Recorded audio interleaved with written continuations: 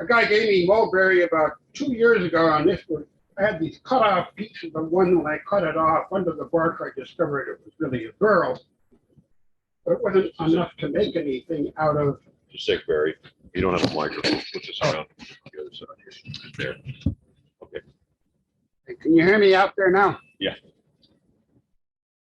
This is actually three pieces. The centerpiece, and it's all mulberry. The centerpiece is just like a cylinder that I wrapped in like Home Depot Cecil twine, a natural element. And then I covered it with thick CA glue, holding a towel against it until it buffed out kind of smooth. The bottom is another piece of mulberry. And the top piece is, when I was about to discard it, I realized it was a burl. And actually, it's the first burl piece I ever turned. And I wasn't familiar enough with the dyeing and coloring and effects to venture down that road, so I just finished it naturally. But I think it's a very good-looking piece of wood there. Too bad you got all that string wrapped around it. Yeah, that's well over 100 feet of twine. Did you not attend my demo? What's that? You said you couldn't dye and color. Did you not attend my demo? Why did you use it? But I mean, kind of like, if Toby was here, I'd say, well, he's out there somewhere. He is there. Yeah. He's waving. I would ask him for help on, like the last 8 months, he's been a production guy with dyeing and finishing very beautiful pieces of burl. But I just finished it yesterday, so I was kind of tight with it. The idea didn't come to me until about 4 days ago. I was not going to make an entry. Since after the string was on, did you turn the string segment at all, or just? Well, the string was awkward. It was on a like a 5,000-foot roll from Home Depot for garden twine, and it did not come off at the rate that would avoid getting twists, and so I had to keep on unrotating or rotating the spool to get it to untwist, and it was just feeding it. I had to keep on CA gluing it in place because it did not want to stay tight. It kept wanting to get loose on me. But did you use a turning tool to shape it after the twine was on? When it was all done, and I built about five coats of lacquer on it, and I just lightly skimmed that and polished it out. There are still some ridges in it, but it, by and large, it's glossy, and at a glance, it looks smooth. And I made 5 wig stands that are all the same. We've got a number of wig stands that have been submitted, more even than last year. Bob Gockenauer, what did you say? You made 7, Bob? Yeah. And Jack Kemp made, I think, 5. He's increased it. So we're going to be turning in quite a few wig stands. I've asked that if you're going to make one, or if you have made one, get it to me on or before the open shop, which is the 12th. Go ahead and turn them all in at one time. And my final thing is this little pagoda. I know I'm going to drop it and break a corner on it. Little cherry pagoda box. I just saw the one demonstrator at the symposium. His profile has like a collection of 5 of these on the picture. I thought that didn't look too challenging. Normally everything is way too challenging for me, so I went ahead and made this thing from a piece of cherry 4x4 that I had. It's crude, but it's my first one. Okay, next exhibitor. All right, so mine for the challenge is still in the pressure pot because life happened, and yeah, but it's going to be really cool when it's done. I just know it. So this is one I brought it to the picnic last month. I was playing with some resin and making it look like a stained glass kind of thing. And then also with the texturing and the gilder's paste, that Thomas demonstrated a couple months ago. Thank God someone came and paid. Yeah, I paid attention. Thank God. Is that a funnel safe? No? Did you make a funnel and then do the? No, No. no. So what I did is I took the blank. It was a 8-quarter blank. And then what I did is on the bottom side is drew out the pattern and then with a router, routed the pattern. And this was my test plate to see if it would work or if I was good enough to make it work. Because I've seen some YouTube things on it. And and I was happy with it. So I made another one, which I don't have because that one I gave away to somebody, but that one I did, it was the peace dove. And it came out really awesome and it blew him away when I gave it to him. Did you make these for your church? Looks Huh? like a tithing plate. Did you make it for your church? It could be. Yeah. I just made it because I wanted to play with the gilder's paste Uh-huh. and Nice. Really with nice. the resin stuff. So I was showing that when I went to my chiropractor, and one of the ladies there, her child has what they refer to as butterfly children, butterfly kids, where they're born and their skin is as delicate as butterfly wings. And she asked me if I could make one for them because they're actually having an auction raffle, something fundraiser, and that's going to be on September 9th.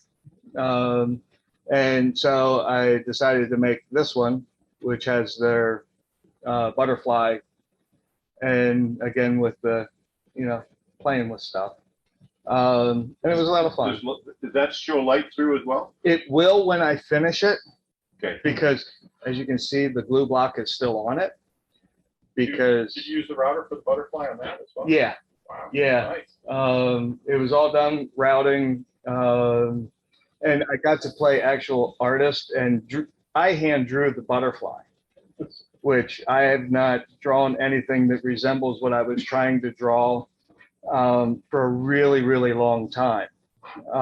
So I impressed myself with my own drawing. Are you holding the glue block on? That I'm using hot glue. Oh, no. Yeah, because Not at it's all. because the backside is essentially finished. Yeah. And then I just with a little bit of acetone, I'll be able to clean it up and finish it very easily. Is the But- red part resin or? Yeah, the red part is resin, and then inside the wings, it's the monarch orange, and then the white dots along the outside.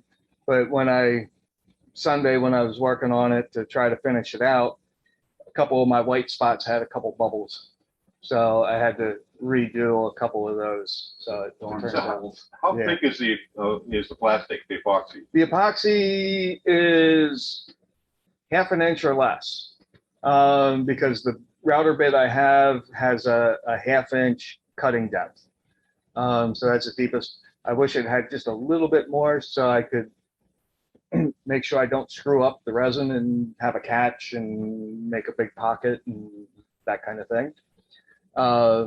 But yeah, so this was fun. Well, the acetone attacked The resin, no. No, now probably if I let it lay on it, it would, but the acetone, it melts the hot glue real quick. melts it pretty quickly. Or not the acetone, Alcohol. sorry, alcohol. Sorry, wrong term. The alcohol melts that. Too much Yeah. alcohol. Is there a type of hot glue stick you use? Because I tried to glue some on some natural wood to turn, and it breaks. It separates. So I don't know if I'm using the right kind of hot glue or not. Yeah, I'm using a high temp hot glue, Stanley. It's what the hardware store has, so that's what I've been using. And it's the skinny stick. There are a couple of kinds of hot glue. Some Yeah. are more substantial than others. Yeah, this is the high temp melt glue, So Gorilla Glue now has a glue stick. and it works wonderfully. Hot glue gun. Yeah, Yeah. that's what I was using before, Yeah. which I can get at Michael's. Yeah. Except I ran out, and my Jeff Bezos would be happy to send you some. my hardware store's like right there. Yeah. But I like the Gorilla Glue sticks because they're longer. They're really long, yeah. They're like real long, so you don't have to keep feeding them as quickly. So what's the nature of the bond at the edge between the heart and the wood? And is there any risk that as the wood even moves a little bit that it parts? I don't know for sure, but I would say there is a bond. What resin did you use? It's a slow cure. It's actually, huh? Epoxy. Yeah. Yeah, it's a slow cure. It's actually a concrete epoxy is what I use. So, but yeah, it's fun, and I can't wait to see what I have in my pot. Hopefully, it came out the way. Because Rick, yeah, if you wanted to, you can use denatured alcohol instead Well, of yeah. acid. well, that's what I meant to say. I said the wrong thing. Oh, okay. Yeah. Denatured alcohol, not the acetone. I work with too many flavorful products to keep my brain straight most days. So, but yeah. So this past month, a friend of mine that I hired years ago is retiring at the end of the month. And so I wanted to turn something for him. I had a piece of zebra wood, a couple pieces. So I made this relatively small bowl. And I thought, well, I'll just make it flat. And I turned the base off of it. And my wife said, that looks like hell. It's just, it doesn't sit up off the table. You need to make them something better. I already put his name on the bottom and what have you. So I went out in the garage and I shopped and I turned a cherry bowl. And as I was turning it, I noticed that it had a tiny crack, and of course it went all the way through. I filled it with CA glue and it sort of disappeared. And I showed her and she goes, you can't give him a bowl with a crack in it. You need to go turn something else. And this was on Thursday and we were going to go see him on Saturday. So Show us the profile of that thing, though. Hold it so we can see the silhouette. Yeah, let me get that. Because you got a really good sense of shape. you can see this one. Well, not so much with this one. The other one. So that was the second bowl. Looks like a little frisbee. Yeah. So, I mean, it's okay, except for there's a small crack in it. So I found a bigger piece of cherry and I went out and I made this one. So she told me that was acceptable and that I could give this to him. Did you point out to her that her entire contribution to this gift was critique? Well, I said that she was the quality control B. Yeah. And she goes, I am. So then I said, well, you know what? Maybe I ought to just give him all three of these things and tell him the story. She goes, you can't give him those other two bowls. They're not good enough. So I said, I'm going to bring it to the club tonight and see what everybody says here. So I'm just curious, how many people would only give them this one? You definitely give them all three. All three. All three. Unanimous? All right, thank you. And the story. The story is important. And the story. I would give two of them to the hospice auction. It says Paul on the bottom. Happy retirement From Paul. from Paul. And I burned it in, so it's too late, right? What's from? From Paul, right? You just turn it off and, Yeah. turn that part right off. Now, it's sort of funny. Sand it off. I could say, yeah, I'm not putting it back on the lathe. It's been too much time on the lathe. Yeah, give her some 400 grit, make her sand it off. Right, you sand it off.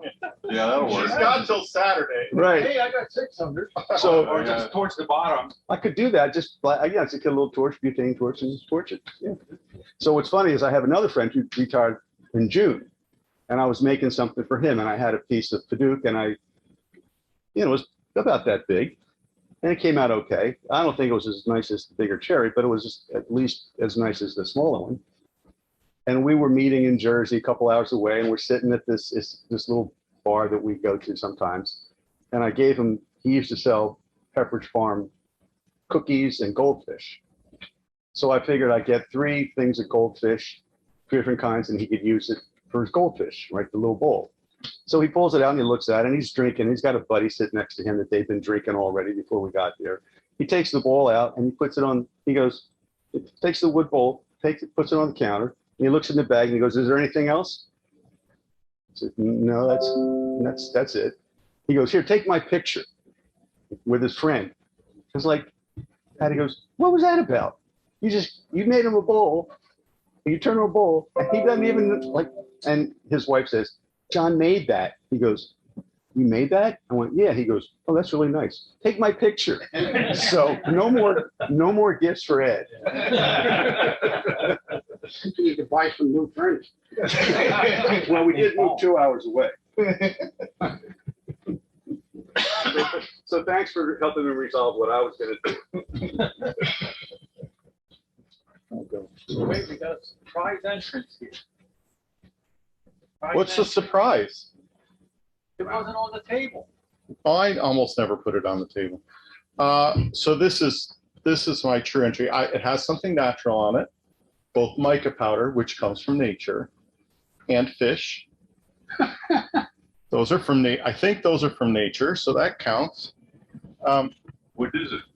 It's I don't know. You tell me what it is. I don't know.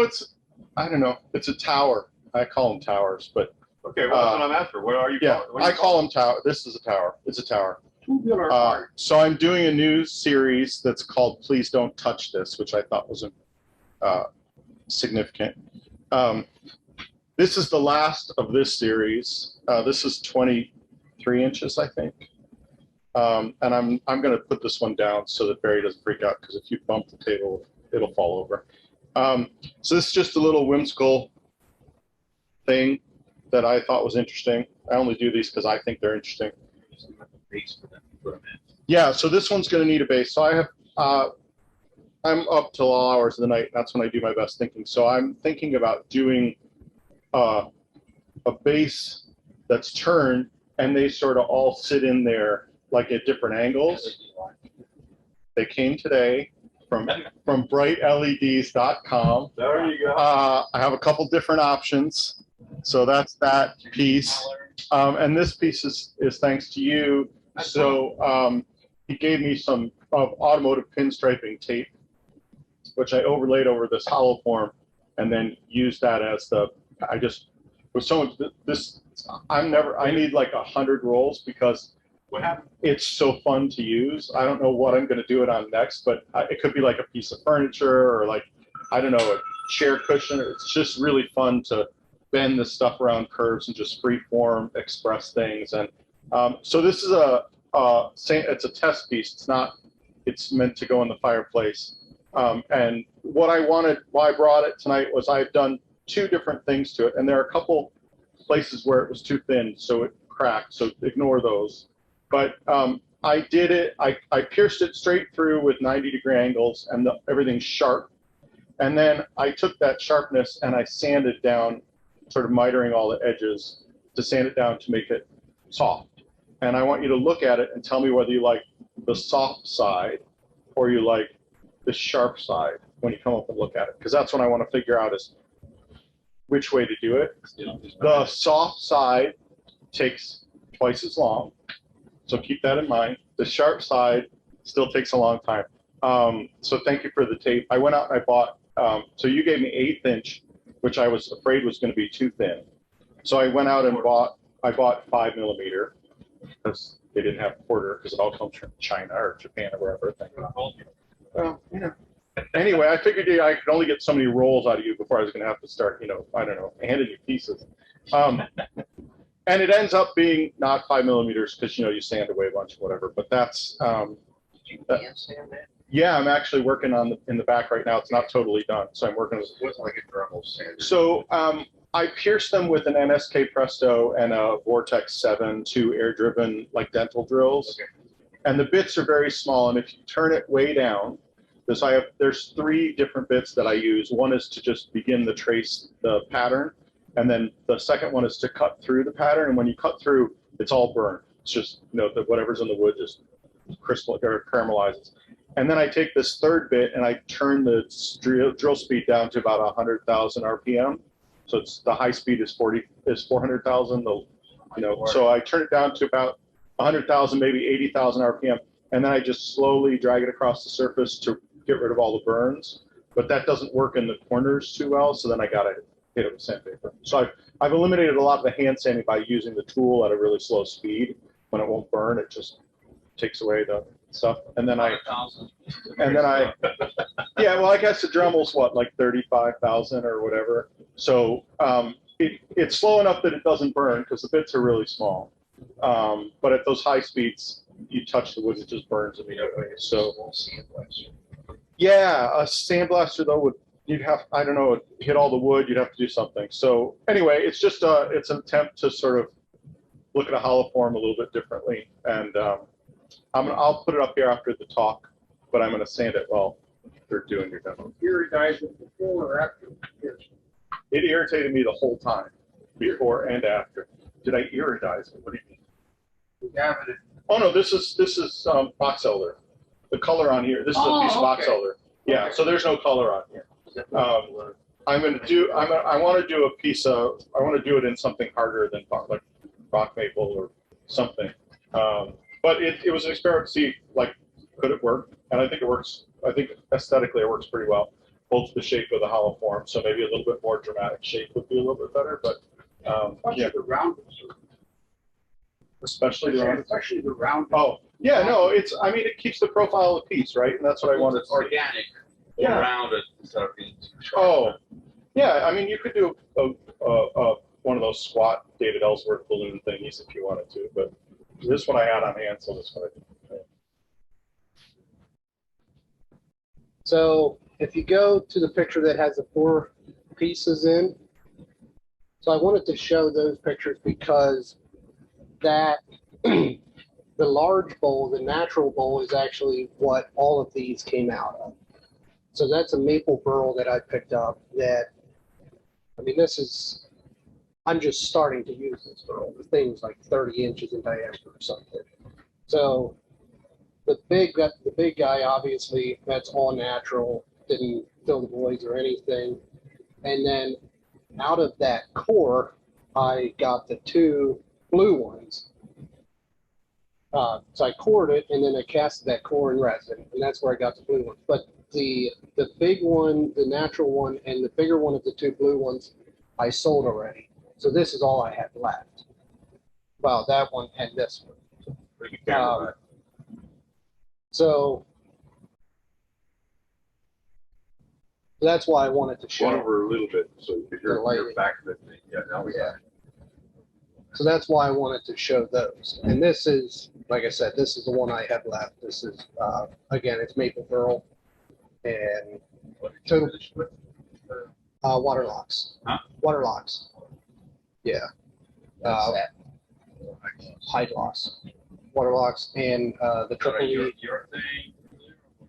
It is a resin infused tongue oil or whatever it is. Somebody. Yeah, it's a long oil. Hardens. It's a hardened oil. Just the oil. So, It comes with varnish. It sets up. and then using the Beal buffing system between each coat, the triple E. Either 3 or 4 coats, I forget. I think probably 3. But, and So then, do you like make a mold and put the piece of wood in there and cast the plastic and then Yeah. turn it? so I picked up a set, I called Jeff Bezos, Cereal bowl from West Kitchen. and I just got a set of cheap plastic bowls that are like 8 in a set or whatever. Find the one that fits best and just drop so this was a core, but it was bigger than this. So it was already in a bowl shape on the bottom. Just drop it in there and taped it, to hold it in place, and just filled it with resin. And then I cored that, and this is a small core out of that. So you pour it out of the resin piece. Yeah, I've never heard of anybody. Henry, you're going to do a demo in October, right? yeah, Explaining what to do. yeah. I'll go more in So- depth into how I do this. And You're then doing a long pure resin so that you don't have a pressure pot or I do not have a pressure pot. you're just doing it. Once I can find the time, I'll be running up to Harrisburg to get one. You won't fit both those big bowls in it. The big ones, well, that's why I want the 5-gallon. You can get them on Amazon. Right. We'll send you one. Jeff will send me. Klingspor has it on sale right now. Sorry. Klingspor Woodworking Shop has the 5-gallon on sale. Woodcraft in Harrisburg has them on sale too, but I don't know what the price difference is. I might have to check into that. Bruce Lamb does a lot of this, and he says if you use the right epoxy, you don't need the pressure pot, but.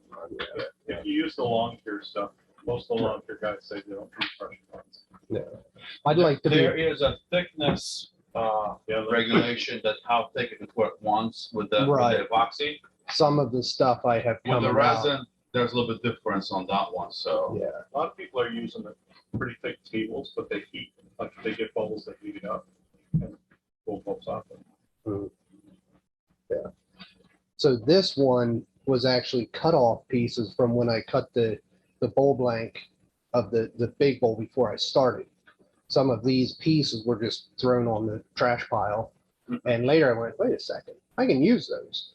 So I simply took 3 pieces and just hot glued them to the side of a small container to fill it with resin and came up with that shape.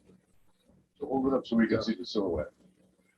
So are you using all that resin? You filled the whole thing with resin, or do you have another insert that you put in so you're not spending all that cash? This one, I just filled it with resin.